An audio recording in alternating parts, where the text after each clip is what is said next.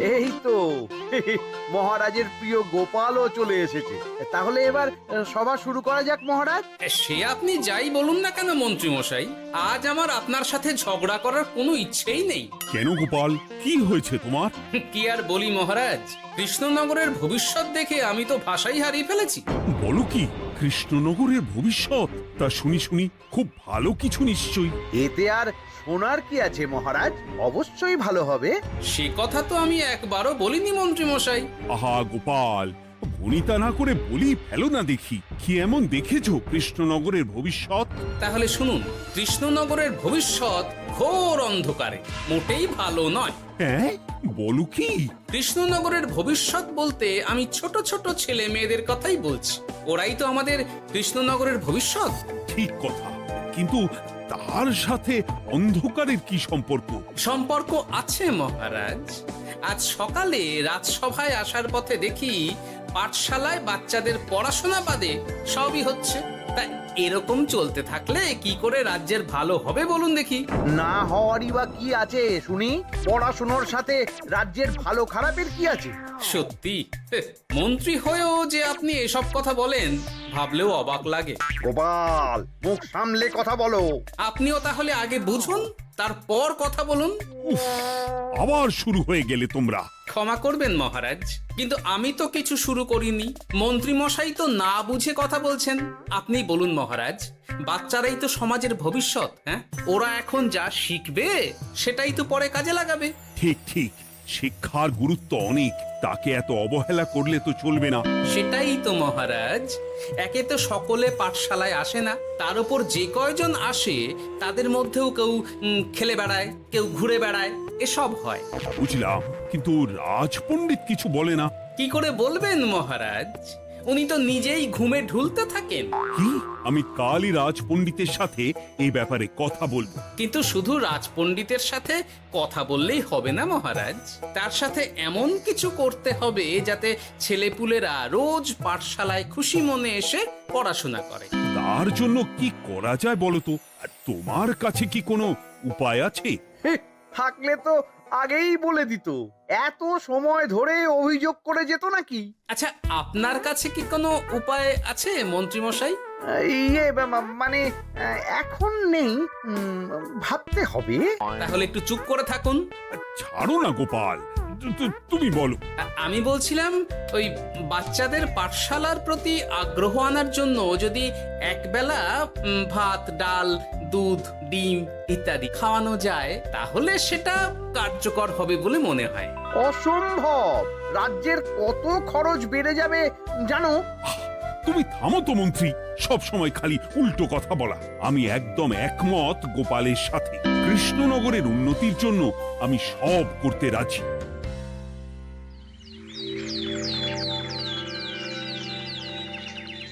তোমার কিছু বলার আছে পণ্ডিত, পাঠশালার এই অব্যবস্থার ব্যাপারে? আজ্ঞে মহারাজ, অনেক ভোরে উঠি তো, তাই একটু চোখ লেগে যায় আর কি। চোখ লাগারও আর সময় পেল না তোমার? পড়ানোর সময়ই চোখটা লাগতে হলো। যাই হোক, যা হওয়ার হয়ে গেছে, আর যেন এমন না হয় সেটা কিন্তু মাথায় রেখো। আজ্ঞে মহারাজ, কথা দিচ্ছি আর কোনোদিন পড়ানোর সময় ঘুমোবো না। বেশ, আর মন্ত্রী, তোমার ওপর একটা দায়িত্ব আছে। বলুন মহারাজ। তুমি পাঠশালাতে পড়াশোনা শুরু করতে পারবে এমন বয়সী সকল বাচ্চাদের মোট সংখ্যাটা জেনে কোনো দোকানদারের কাছে গিয়ে সেই পরিমাণ শস্যপাতি আর ডিমের বায়না দিয়ে আসবে। আর হ্যাঁ, একজন ভালো রান্নার ঠাকুর জোগাড় করো। যথাজ্ঞা। আরে বাস, এ তো দারুণ সুযোগ। এই ফাঁকে আমারও কিছু লক্ষ্মী লাভ হতে পারে। গোপাল, তোমারও একটা দায়িত্ব আছে। হ্যাঁ, বলুন মহারাজ। মন্ত্রী যে দোকানদারের কাছে সব জিনিসপত্র বায়না দেবে, সেখান থেকে জিনিসপত্রগুলো নিয়ে তুমি রোজ পাঠশালায় পৌঁছে দেবে, কারণ এসব ব্যাপারে মন্ত্রীর ওপর আমার ভরসা নেই। ঠিক আছে মহারাজ। মহারাজের বেশি বেশি বলে কিনা আমার ওপর ভরসা নেই। সব জোগাড় করব আমি, আর শেষ বাজিটা মারবে গোপাল। আরে না, ভালোই হলো। আমি যদি কিছু করিও তবু দোষ পড়বে গোপালেরই উপর। কি ব্যাপার, মন্ত্রী মশাই কিছু বললো না এটা শুনে? কি ভাবছে এত? ঠিকই বলেছেন মহারাজ। এসব কাজ গোপালই ভালো করতে পারবে। বাবা, ওভাবে কেন বলছো গোপাল? আমিও তো চাই কৃষ্ণনগরের ভালো হোক। বেশ, ভালো হলেই ভালো। শোনো ঠাকুর, তাহলে ওই কথাই রইলো। দেখো যেন কোনো ভুলচুক না হয়। ঠিকঠাক কাজ করলে ভালো বকশিস পাবে, কেমন? হ্যাঁ হুকুম, কোনো ভুল হবে না। পাথর ভেঙে এক বস্তা কাঁকর আমি তৈরি করেই এনেছি, আর অর্ধেক দুধে অর্ধেক জল মেশানো আর ডিম সরানো, এই তো সব হয়ে যাবে। হ্যাঁ, তবে দেখো গোপাল যেন এর টের না পায়। না না হুকুম, দু গোপাল কেন, কাক পক্ষীও টের পাবে না।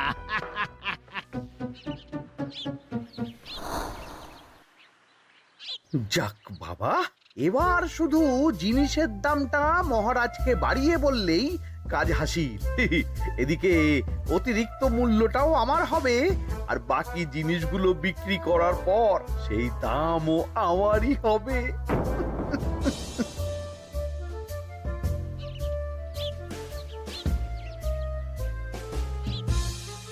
কই রে, কোথায় যাচ্ছিস সব তোরা? কাল থেকে অবশ্যই সব পাঠশালায় যাস, কিন্তু বন্ধুদেরও বলিস যেতে। ভাত, ডিম, দুধ আরো কত কি ভালো ভালো সব খাবার দেওয়া হবে রে। তাই ডিমও দেবে? হ্যাঁ রে, মহারাজ এই নতুন নিয়ম করেছেন। আমি নিজে গিয়ে জিনিসপত্র দিয়ে আসবো। কে মজা, আমি তো তাহলে রাত যাব পাঠশালা। আমিও যাব। বেশ দারুণ ব্যাপার হলো তো। এবার তো রোজ পাঠশালা যেতেই হবে। আচ্ছা বেশ, এবার চলি তাহলে।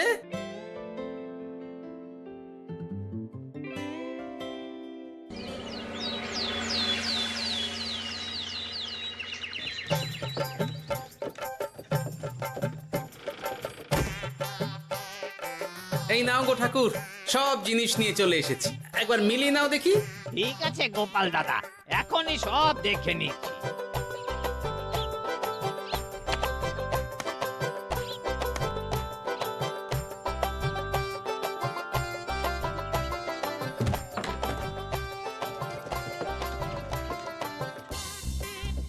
যাক বাবা, গোপাল দাদা গেছে।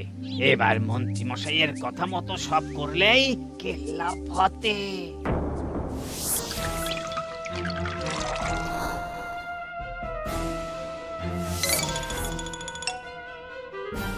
কই গো ঠাকুর?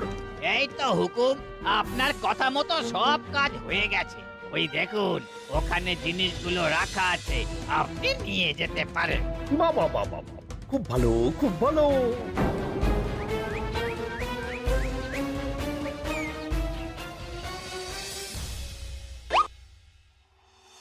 ও কি, অর্ধেক ডিম দিলে যে?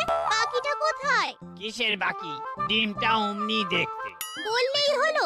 ডিম কখনো অর্ধেক হয়? বাকিটা কোথায় বলো, নইলে কিন্তু। আরে বাবা, তুমি ডিম খেতে খুব ভালোবাসো বুঝি? হ্যাঁ তো। তাহলে এটা জানো না যে অর্ধেক ডিমের দ্বিগুণ শক্তি হয়? সত্যি? হ্যাঁ, তা নয় তো কি মিথ্যে? ওই জন্যই তো আমি তোমাদের সকলকে অর্ধেক ডিম দিই। আরে বাস, এটা তো আমরা কেউই জানতাম না। ঠিক আছে, আমি আমার সকল বন্ধুকে এটা জানাবো। যাক বাবা, বিশ্বাস করলো তবে, নইলে আর একটু হলেই ধরা পড়ে যেতাম।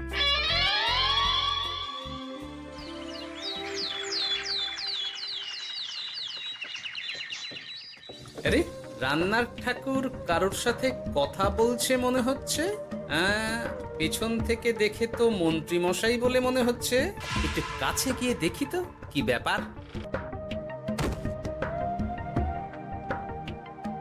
আরে গোপাল দাদা যে, তোমার কথাই ভাবছিলাম, আর দেখো তুমি চলে এলে।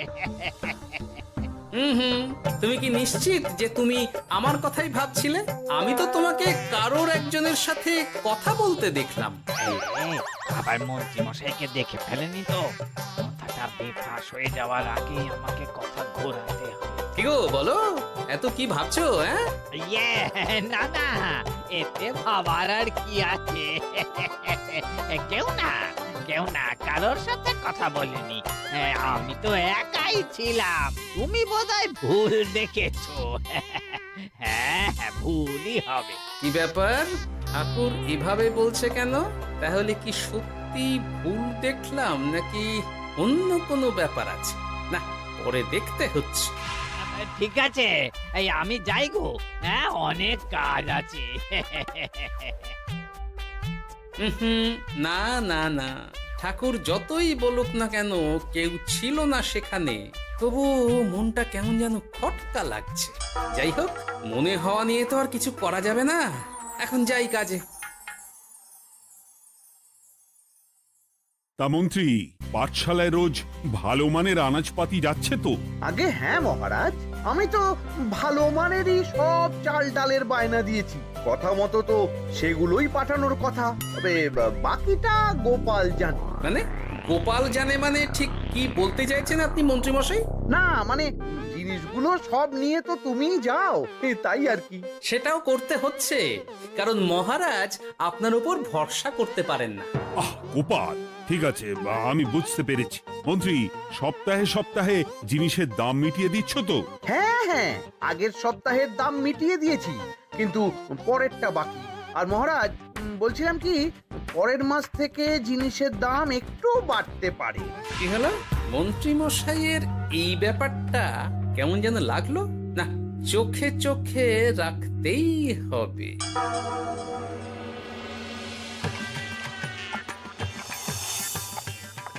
কিরে বুটি, তুই অর্ধেক ডিম খেয়ে বাকি অতটা রেখে দিলি কেন? রান্নাটা ভালো হয়নি বুঝি? না গো দিদা, খুব ভালো হয়েছে। আমি তো আসলে এখন এমনই খাচ্ছি। শিখিরি, কেন রে পুটি? তোর তো ডিম খুব প্রিয় ছিল রে। এখনো ভালো লাগে। তাহলে পুরো ডিম খাচ্ছিস না কেন? এ বাবা, তুমিও জানো না, অর্ধেক ডিমের শক্তি গোটা ডিমের থেকে বেশি, মানে দ্বিগুণ শক্তি। কি বলে কি গো? এই, তোকে এমন কথা কে বলেছে রে? ওমা, কেন? পাঠশালার রান্নার ঠাকুর আমাদের তো রোজ অর্ধেক ডিমই দেয়, ওই জন্য আমি একদিন জিজ্ঞেস করেছিলাম, তখন বলল অর্ধেক ডিমের দ্বিগুণ শক্তি হয়। বলিস কি রে? এতদিন ধরে এসব চলছে? না, মহারাজকে জানাতে হবে।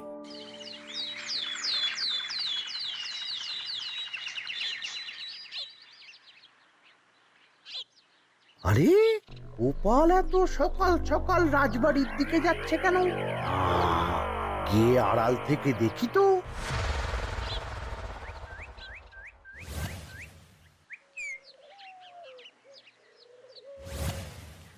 বলো গোপাল, কি হয়েছে? হঠাৎ কেন এভাবে একা দেখা করার কথা বললি? আসলে মহারাজ, আমি চাই না এই ব্যাপারটা মন্ত্রী মশাই জানুক, তাই একান্তে আপনার সাথে কথা বলতে চাই। কেন, কি হয়েছে সব খুলে বলো। তাহলে শুনুন মহারাজ।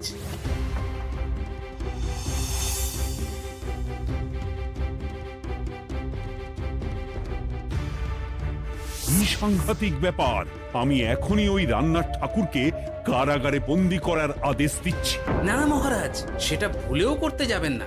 আমার এই পুরো ব্যাপারটাতেই সন্দেহ আছে। পুরো পরিকল্পনার পেছনে মনে হচ্ছে অন্য কেউ আছে মহারাজ। তুমি ঠিক কার কথা বলতে চাইছো? প্রমাণ ছাড়া তো আমি কারো নাম বলতে পারবো না মহারাজ। এই রে, গোপাল বোধহয় সবটা বুঝতে পেরেছে। এবার কি করে নিজেকে বাঁচাই? কি করি কি করি কি করি? পেয়েছি। শোনো ঠাকুর, এখন কিন্তু মহারাজ সবটা জেনে গেছে, তাই দেখো যাই হয়ে যাক না কেন আমার নামটা যেন না আসে, নইলে কিন্তু তোমাকেই রাজ্য ছাড়া হতে হবে। না না হুকুম, দয়া করে এ কাজ করবেন না। আমি মরে গেলেও আপনার নাম নেব না। মাথায় থাকে যেন। বলো বলো, তুমি কেন এমন করেছো? আগে আগে আমি নিজে থেকে এসব করিনি মহারাজ। আমাকে এসব করার জন্য বাধ্য করা হয়েছে। কে তোমাকে সব করতে বলেছে? আগে গোপাল দাদা। কি মিথ্যে কথা! বেশ হয়েছে, এবার ঠেলা বুঝুক গোপাল। দেখলেন মহারাজ, খুব ভরসা করতেন না আপনি গোপালের ওপর? ভাবা যায় তলে তলে এই। মহারাজ, আমি সত্যিই সবকিছু করিনি। আমি যদি এটাতে যুক্ত হতাম তাহলে কি আপনাকে নিজে থেকে এসব জানাতাম? দেখো গোপাল, এখন এসব কথা বলে কোনো লাভ নেই। সবাই জানে তোমার মাথায় কত বুদ্ধি। তুমি ইচ্ছা করে আগে গন্ডগোল করে তারপর সেটা ঢাকতে নিজে থেকে সব বলছো। গোপাল, তুমি সত্যি করেছো কি করনি সেটা কিন্তু তোমাকেই প্রমাণ করতে হবে। এটা যেমন সত্যি যে এসব যে ঘটছে সেটা তুমি আমায় জানিয়েছো প্রথম, তেমনি এটাও সত্যি যে প্রতিদিনের শস্যের বস্তা তুমি নিয়ে যাও পাঠশালায়, তাই তোমাকেও যে সন্দেহের তালিকা থেকে বাদ দেওয়া যাবে না। বেশ, তাহলে আমি প্রমাণ জোগাড় করেই তবে এই রাজসভায় পা দেব।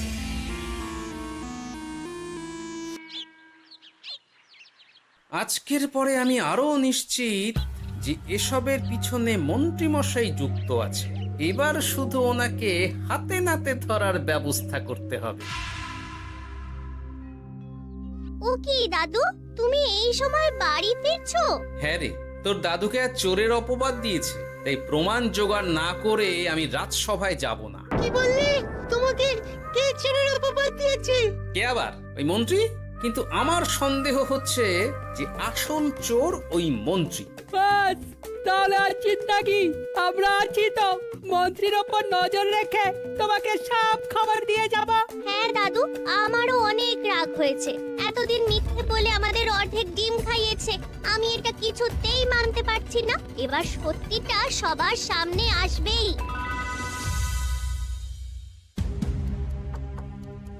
নাও নাও, আজকে চাল ডাল সব এই বস্তাতে আছে। এই নিন আজকের মূল্য। দেখো, অর্থটা কিন্তু বড় কথা নয়। তোমার যে রোজ বিক্রি বাট্টা বেড়ে গেছে, আর তার জন্যই তোমার তো আমাকে মিষ্টি খাওয়ানো উচিত। একদম, আমি কালই আপনাকে মিষ্টি খাওয়াবো, একদম পাকা কথা। তাহলে আজ চলি, কাল দেখা হবে। দেখলি মন্ত্রী মশাই কি বদমাইশ। চল এখনই গিয়ে গোপাল দাদুকে সব বলি।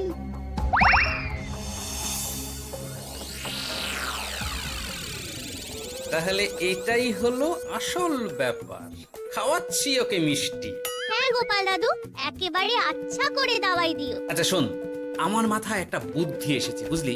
কাল তোরা ওই পাশের গ্রামের দোকানদারকে কিছু একটা করে আটকে রাখ, আর আমি সেই সুযোগে মন্ত্রীর সাথে দেখা করব। আচ্ছা, তুমি কোনো চিন্তা করো না। ঠিক আছে, তোরা এখন যা, আমিও একবার মহারাজের সাথে দেখা করে আসি।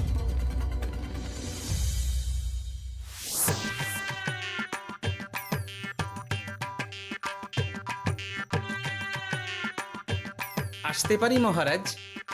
আরে গোপাল জি, এসো এসো। মহারাজ, কথা মতো আমি প্রমাণ জোগাড় করে ফেলেছি, কিন্তু সেটা দেখার জন্য আপনাকে কাল আমার সাথে একটা জায়গায় যেতে হবে। বেশ, আমি যাবো।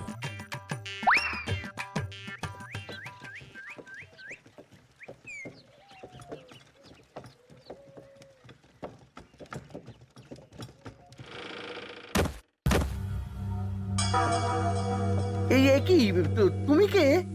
আগে আমি মালিকের খুব বিশ্বস্ত কর্মচারী। আজ সকালে মালিক একটা অন্য কাজে ব্যস্ত হয়ে পড়েছে, তাই আমাকে পাঠালো। কিন্তু কথা মতো আপনার জন্য মিষ্টি পাঠিয়েছে। এই তাই নাকি? দাও দাও দাও দাও, শুনেছি তোমাদের গ্রামের মিষ্টিও নাকি খুব ভালো। হ্যাঁ, ওই আর কি। নিন।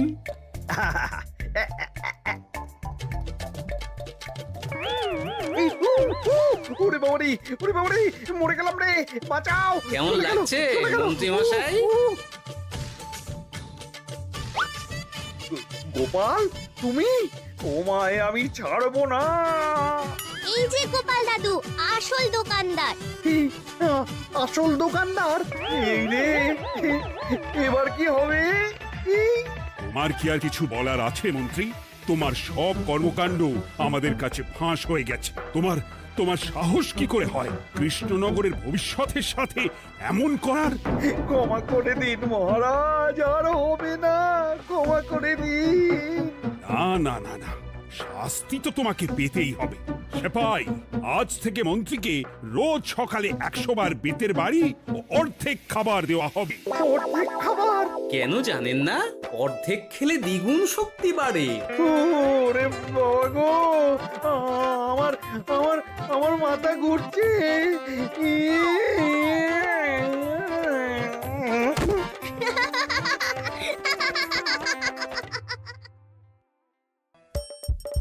হাসির রাজা, জ্ঞানের রাজা, রসিক রাজা।